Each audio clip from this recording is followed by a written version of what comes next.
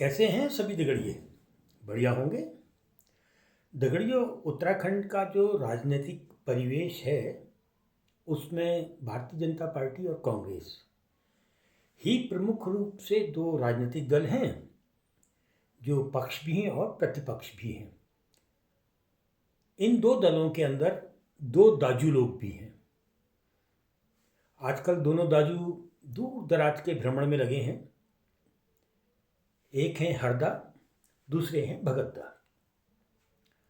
हरदा इस बीच में ओम पर्वत वाला जो क्षेत्र है उत्तराखंड का, वहाँ घूमते हुए दिखाई दे रहे थे और भगतदा भी दूर दराज में जनसंपर्क में लगे हुए दिखाई दे रहे हैं। राजनीतिक चश्मे से अगर मैं देखूं कि कांग्रेस के अंदर एकमात्र एम्पायर अगर किसी की स्थापित है तो वो हरदा की है। भारतीय जनता पार्टी में भले ही भगतदा की एम्पायर मजबूती से स्थापित नहीं है, लेकिन कद काठी, नाम, शोहरत और अपनी चालबाजियों के मामले में भगतदा का मुकाबला अभी भाजपा में कोई दूसरा दाजू नहीं कर रहा है। उनका मुकाबला करना सरल भी नहीं है। मैं जब इन दोनों दाजू लोगों को देखता हूं तो एक लंबा इतिहास इनके साथ राजनीति का जुड़ा हुआ है, एक छत्रता के साथ जुड़ा हुआ है। हरदा सीधे सीधे राजनीतिक रूप में सामने आते हैं और उसके बाद तेजी से चलते हुए कांग्रेस में केंद्र की राजनीति में स्थापित हो जाते हैं। बहुत सारे छोटे बड़े पद, मंत्रालय, मुख्यमंत्री अपने इस दौर में उनके साथ जुड़े हुए हैं। भगतदा भी किसी से पीछे नहीं है। भगतदा का शुरुआती दौर जब मैं उनसे मिला था तो वे एक अखबार के संपादक थे, अखबार निकालते थे पिथौरागढ़ से, इसलिए वे ज़्यादा नज़दीक थे क्योंकि पत्रकारिता से जुड़े हुए थे। लेकिन संघ के अंदर भगतदा की जो पकड़ थी वो जब पत्रकार थे तब भी थी, राज्य आंदोलन के दौरान भी थी और राज्य बनने के बाद वो पकड़ काफ़ी मजबूती से आगे बढ़ी। राज्य बनने के बाद नित्यानंद स्वामी जी पर जब बहुत से सवाल उठे तो भारतीय जनता पार्टी ने भगतदा पर ही भरोसा किया। राज्य बनने के बाद के जब पहले चुनाव हुए तो उस चुनाव में जनता ने उस कांग्रेस को सत्ता सौंप दी जो राज्य की थुर विरोधी थी, जो नहीं चाहती थी कि उत्तराखंड राज्य बने। बहुत से कारण हैं, कई वीडियो में मैंने आपको बताया है। इधर उस चुनाव को हारने के बाद भगत सिंह कोश्यारी जी के चारों ओर का जो कोकस था वो थोड़ा कोश्यारी जी के खिलाफ हुआ तो सही, लेकिन कोश्यारी जी की कदकाठी से टकराने की स्थिति में वो नहीं था। 5 साल के बाद जब भारतीय जनता पार्टी की सरकार आई तो भले ही प्रबल दावेदार कोश्यारी जी थे, लेकिन फिर दोबारा उनको मुख्यमंत्री नहीं बनाया गया। लंबे समय तक उत्तराखंड में विधानसभाई राजनीति के बाद एक दिन उनको अचानक उठा के राज्यसभा में भेज दिया गया। एक तगमा उनके संग राज्यसभा सदस्य का भी जुड़ गया। उसके बाद 2 महत्वपूर्ण राज्यों के राज्यपाल वो रहे हैं। मतलब कद काठी के हिसाब से दोनों दा, हरदा भगतदा, एक दूसरे के सामने अपनी अपनी प्रतिभाओं के साथ चमकते रहे हैं, खड़े रहे हैं और मजबूती से अपने दलों के अंदर स्थापित भी हैं। मैं कांग्रेस पर पहले आ जाता हूं कि आज की तारीख में कांग्रेस की स्थिति उत्तराखंड में भले ही बहुत अच्छी नहीं है, लेकिन जनता के बीच में कांग्रेस को कमजोर मानना बड़ी गलती होगी। छोटे से चुनावों की ओर चले जाएं। इसी बीच में जो मध्यावधि चुनाव को अगर आप देख लेंगे तो बागेश्वर में मध्यावधि चुनाव जो भारतीय जनता पार्टी 10, 12, 14 हज़ार वोट से जीतती थी, वो बहुत बड़ी ताकत लगाने के बाद सिर्फ 2000 वोट से ही अपनी सीट बचा पाई। जब बसंत कुमार जी ने अपना आधार और प्रभाव दिखाया तो भारतीय जनता पार्टी के होश फाख्ता हो गए थे। बद्रीनाथ चुनाव, कांग्रेस का विधायक इस्तीफा देकर भाजपा में शामिल हो जाते हैं, लेकिन वहाँ कांग्रेस ही जीतती है। केदारनाथ के चुनाव में भाजपा की सीट थी, भाजपा ने अपनी सीट बचा ली, लेकिन कांग्रेस की स्थिति उतनी दुबली पतली भी नहीं थी।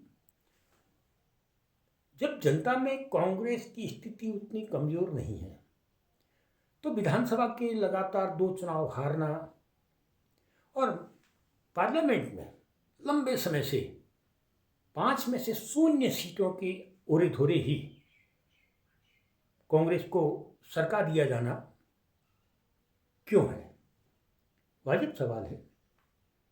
तो उसके पीछे कारण मैंने कहा ना कि empire. Bharatiya Janata party empire आधारित पार्टी नहीं है। वहाँ किसी एक नेता की एम्पायर नहीं है, वो संगठन के रूप में है और बहुत सारे अन्य संगठन उनके साथ हैं, आरएसएस के रूप में हैं और भी बहुत सारे।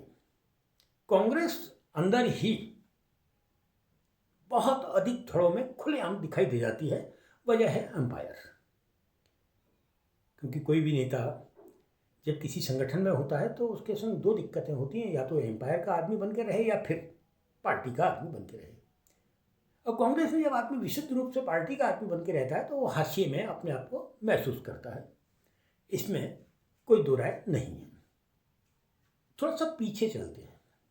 जनता में कांग्रेस, जिन दिनों यशपाल आर्या कांग्रेस के प्रदेश अध्यक्ष थे, उन दिनों के चुनावों को अगर आप सरसरी नज़र से भी देखेंगे तो आप पाएंगे कि कांग्रेस विधानसभा में स्थापित हो जाती है। 5 की 5 लोकसभा सीटें कांग्रेस को मिलती हैं। ये तब की बात है जब यशपाल आर्या कांग्रेस के प्रदेश अध्यक्ष हुआ करते थे। और मुझे मालूम है कि जिन दिनों यशपाल आर्या कांग्रेस के प्रदेश अध्यक्ष हुआ करते थे तो बहुत ज़्यादा ऊर्जा पार्टी में दिखाई देती थी। बहुत से लोग जो हाशिए में थे वो खुलकर काम करते हुए दिखाई देने लगे थे। बारीक नज़र से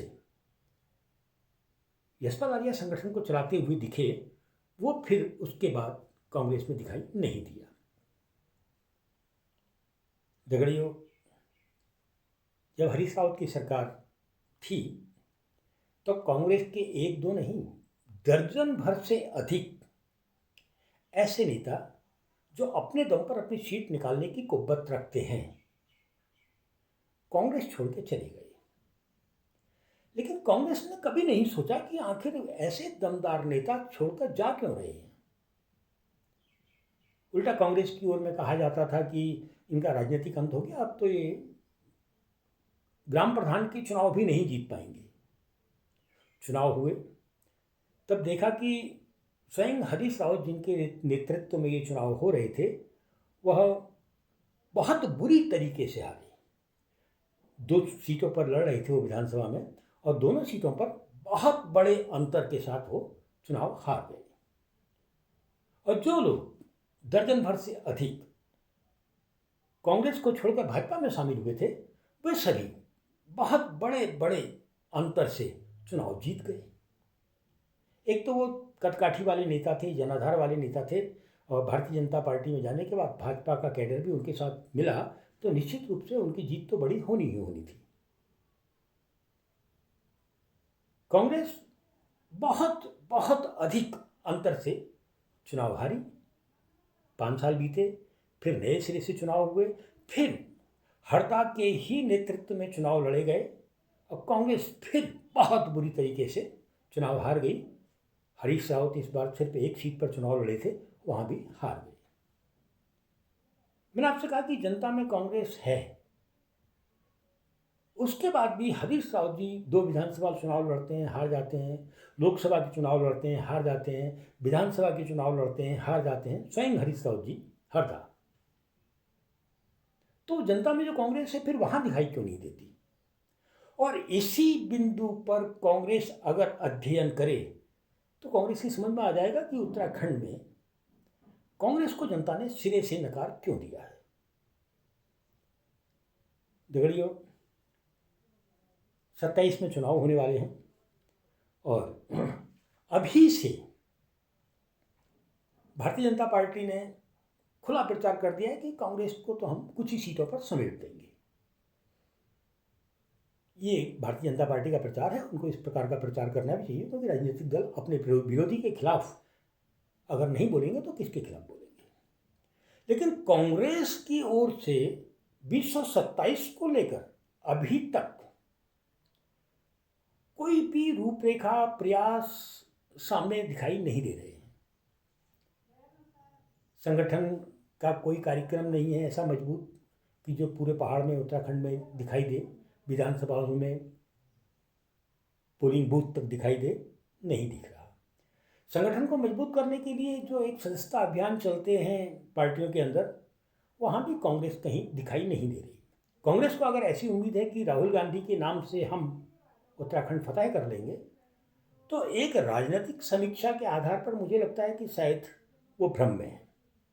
निश्चित रूप में राहुल गांधी ने देश के अंदर जो एक छवि बनाई है वर्तमान दौर में, वो सम्मानित और सम्मानजनक छवि है। इसी प्रकार के नेता की जरूरत भारत को है। लेकिन राजनीतिक रूप से राहुल गांधी जिस लकीर को पकड़कर चल रहे हैं, उसमें वो साफ कहते हैं कि जिसकी जितनी आबादी उसकी सत्ता में उतनी हिस्सेदारी। ये एक ऐसा मंत्र है जो राष्ट्रीय स्तर पर तो कांग्रेस को मजबूत कर सकता है। अगर उत्तराखंड में यही मंत्र तो कांग्रेस के खिलाफ जाएगा। उत्तराखंड के पर्वतीय क्षेत्र में जिसकी जितनी आबादी उतनी उसकी हिस्सेदारी, इसको अगर राजनीतिक मंत्र के रूप में लें तो यहाँ जो अगड़ी जातियाँ हैं वो अधिक हैं, उसके बाद एससी दूसरे नंबर पर होगा और तीसरे नंबर पर पिछड़ी जातियाँ होंगी पर्वतीय क्षेत्र में। उस हिसाब से राहुल गांधी का जो तिलिस्म है वो पर्वतीय क्षेत्र में कोई असर दिखा पाएगा, वो तो समझ में नहीं आता है। अब कांग्रेस पर्वतीय क्षेत्र में अपने आप को कैसे जिंदा रख सकती है? मैंने कहा ना कि जनता में कांग्रेस है, लेकिन जब हरीश रावत की हार को हम पैमाना मानते हैं तो चौंकना तो स्वाभाविक है। यदि कांग्रेस इसी चौंकने वाले बिंदु से हटकर नए प्रयास करती है तो रास्ते खुले हुए हैं। आज की तारीख में उत्तराखंड में कांग्रेस में जो बड़े नाम हैं वो यशपाल आर्या और हरक सिंह रावत हैं।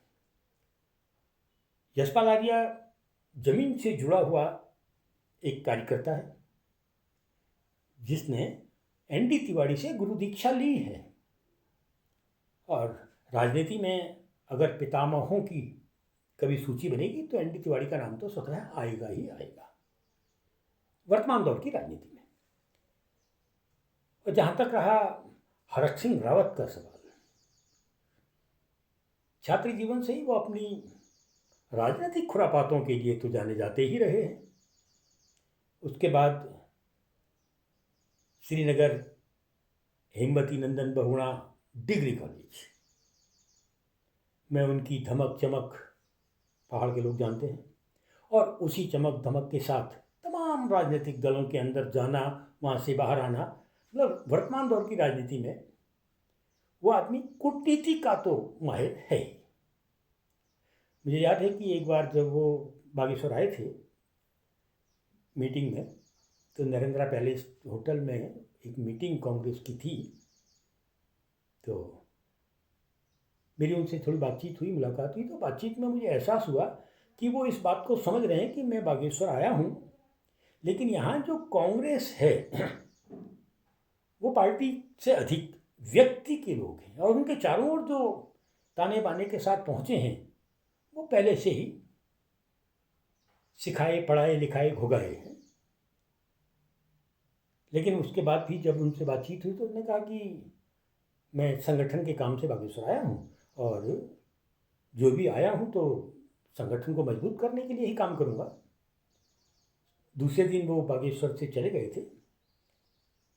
हरक सिंह रावत कूटनीतिक हैं और भले ही वो उनके चारों ओर एक ऐसा कॉकस कांग्रेस का खड़ा कर दिया गया है जो उनके धुर विरोधियों का कॉकस होता है, लेकिन चुनावी रणनीति के मामले में हरक सिंह रावत की अपनी एक पहचान भी है। यदि कांग्रेस यशपाल आर्या और हरक सिंह रावत को केंद्र में रखकर उनको छूट दे देती है कि अब आप 27 देख लीजिए, तो मुझे लगता है कि जो स्थिति कांग्रेस की है कि जनता में तो कांग्रेस है, लेकिन बूथ में जब वोट पड़ते हैं तो वो कहीं दिखाई नहीं देती या बहुत बुरी स्थिति में देखती है। उस स्थिति से तो ये दोनों नेता कांग्रेस को उबार ही लाएंगे, क्योंकि यशपाल आर्या और हरक सिंह रावत को जब 227 के लिए कमान सौंप दी गई अगर तो निश्चित रूप से आला कमान, हाई कमान जो भी कहा जाता है, वो एक एम्पायर को तो छेड़ेगी ही। और जब एम्पायर को छेड़ा जाएगा तो जनपदों के अंदर भले ही जनाधार वाले लोग नहीं, लेकिन बहुत से लोग होंगे जो अंदर खाने इनकी जड़ें कुतरने का काम तो करेंगे ही करेंगे। खैर, यहाँ जिक्र दो दावों का था, हरदा भगतदा। मैंने कहा ना कि भारतीय जनता पार्टी निश्चित रूप से एक मजबूत संगठन है, लेकिन इस संगठन में भी भगतदा की अपनी एक पहचान है। भगतदा सकारात्मक राजनीति करते हैं। वो कई लोगों को स्थापित करते हुए उनको देखा गया है। वो अपने आप को, अगर किसी से कुछ दिक्कत होगी तो वो अपने आप को उससे दूर कर लेते हैं, लेकिन उसको हटाने का प्रयास नहीं करते हैं। और ये उनकी एक बड़ी राजनीतिक खूबी भी है, और इस बात को भारतीय जनता पार्टी समझती और जानती भी है। और यही वजह है कि भले ही भगतदा जनपदों में अकेले घूमने निकल आते हैं, तब कुछ एक चेहरों को छोड़ दें, अति महत्वाकांक्षियों को, तो कार्यकर्ताओं की बहुत बड़ी भीड़ भगत सिंह कोश्यारी को घेर लेती है, उनसे बात करती है। वो भी सबसे आत्मीयता के हिसाब से बात करते हैं। आखिर एक नेता जो एक साप्ताहिक अखबार से अपना राजनीतिक जीवन शुरू करता है, अपना संगठनात्मक जीवन शुरू करता है, वह बहुत कुछ समझा हुआ तो होता ही है। भगतदा आज की तारीख में भी बूढ़े नहीं हुए। सच देखा जाए तो वे मुख्यमंत्री की कतार में भी हैं और राष्ट्रपति की कतार में भी हैं, क्योंकि भगतदा जैसे लोग बूढ़े होते नहीं हैं, और बूढ़े तो हरीश रावत भी नहीं होते हैं। ये अलग बात है कि वो जनता में वो पकड़ अपनी नहीं बना पाते जिस पकड़ से जीत मिलती है। खैर, फिर मिलता हूँ।